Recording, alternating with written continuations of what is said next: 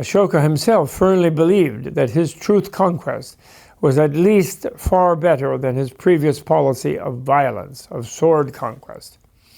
Wherever conquest is achieved by truth, quote, and I'm quoting him, it produces satisfaction. Satisfaction is firmly established by truth conquest. Even satisfaction, however, is of little importance.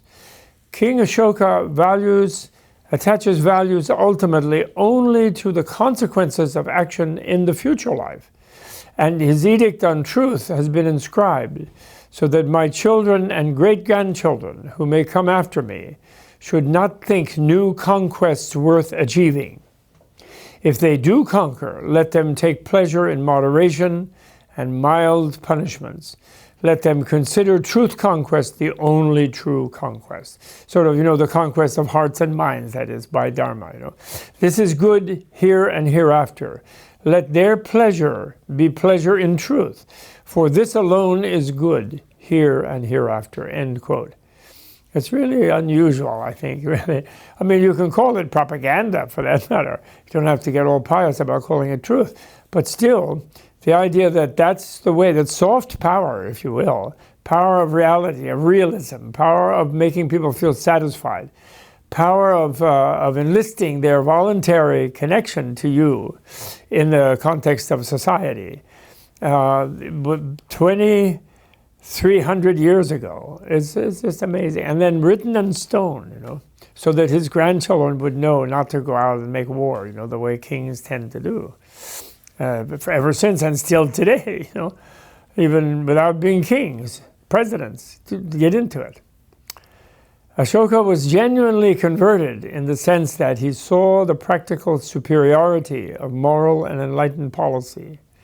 Conveniently, his conversion served the interests of policy, since an empire at the maximum useful state of expansion is better controlled by an internalized, peaceful ethic of self-restraint than it is by expensive, potentially rebellious, militaristic police forces. Ashoka had to look to Buddhism and other Indian ascetic traditions, such as Jainism, for assistance in his enterprise. He had to create a peace ethic for the empire to consolidate and thrive, even though it had been brought together by an ethic of war. Of the traditions in India of that time, Buddhism clearly offered the strongest institutional base with its network of the monastic-centered community, Sangha, its popular literature, and its well-developed educational, super-educational program aimed at instructing the laity as well as monks and nuns, but much more the monks and nuns, the male and female mendicants, that is. Now, Ashoka's social philosophy seems to have been extracted from Buddhism, and the resulting social measures were implemented and maintained by the force of his enormous personal power and prestige. They created a momentum that eventually produced further results in India. They marked the landscape with trees planted along roads for travelers and stupa monuments to enlightenment at every crossroads. They set a social style of tolerance and admiration of nonviolence. They made the community, the jewel Sangha, a secure establishment that became unquestioned in its ubiquitous presence as school for gentleness, selflessness, wisdom, concentration, and liberation of critical reason, asylum for nonconformity, as if you will, like monasticism was even in the West. It was an egalitarian community where decisions were made by consensual vote, and haven of mental and spiritual peace. That's an important point. Although we still had monarchs at this time, all-powerful kings, but nevertheless they were constrained by assemblies of ministers and representatives of regional nobles and things. And but still, people didn't have a vote. But in the monastic order, the monks did vote on important decisions.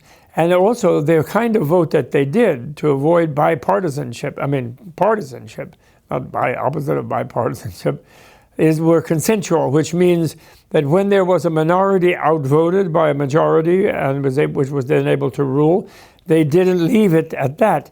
the majority then spent a lot of effort, and they didn't actually execute the decision until they had persuaded, beyond beyond sort of withholding reasonable assent, the minority. So they tried not to create factions and disenchanted minorities. That's the consensual voting method, rather than just sheer rule of the majority, And that's how decisions were made in the Sangha. And it was like the Buddha's thing where he refused to give rules and be the authority, but he said, disciplinary rules within the community of mendicants are set up by precedents and decisions that are made in specific cases, and then those have to be applied to later specific cases, and in different circumstances there might be some modification, except for the four main ones, which would be the breaking of chastity, the robbing of things, the murder of a human being, the lying about one's spiritual state, and I think those are the pretending to a higher spiritual state than one has, and accumulating money and so on. So breaking the vow of poverty. So anyway, so therefore the Sangha became, the monastic communities became havens of mental and spiritual peace. In the earlier period, they would tend to be around monuments like stupas, which people would go on the weekends or on holidays, and they would go and circumambulate the stupas, remembering the presence of the Buddha. And then the monks would give homilies or teachings to them, or tell them pious stories and so forth. And there was art that would show, would illustrate the stories carved in frescoes and things at these monuments. And Ashoka built some ones that still survive. Sanchi in South India is a special one, and met lots of others, actually thousands of them. Actually, they say he built. A lot of them have been destroyed, of course, since many other people have ruled India since then. So anyway, Buddha's inner revolution, therefore, surely serves as the political foundation for the psychological flexibility and social wisdom that has made it possible for India to continue to function as the largest democracy in the world, despite all its problems, with Ashoka's lions and the Dharma wheel on the middle of its flag.